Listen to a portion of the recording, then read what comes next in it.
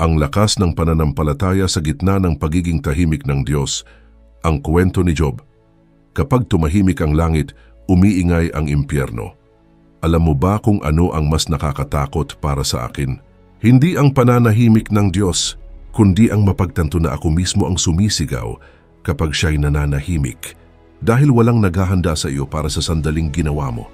Nang tama ang lahat, nagdasal ka, nagsikap, naniwala, at sa kabila nito nagtikom ang langit.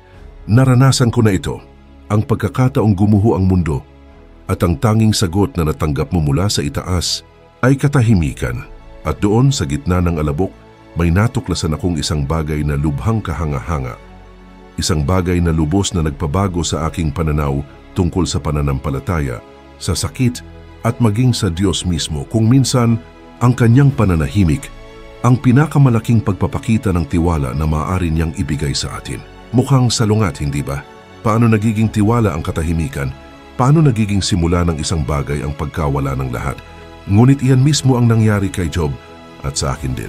Ngayon, nais kong ibahagi sa iyo kung paano ang pananahimik ng Diyos ay maaring maging lugar kung saan tuluyang nagmamature ang iyong pananampalataya, kung paano mo maiintindihan ang tunay na kahulugan ng magtiwala kahit na walang katuturan ang lahat, at kung bakit ang sakit na nararamdaman mo ngayon ay maaring ang simula ng iyong pinakamalalim na pagbabago. Kaya tuminga ng malalim at samahan mo ako hanggang sa huli, dahil ipinapangako ko, pagkatapos mong marinig ang aking ikukwento, hindi mo na kailanman titingnan ang pananahimik ng Diyos sa parehong paraan. Tandang-tanda ko ang araw kung kailan gumuho ang lahat.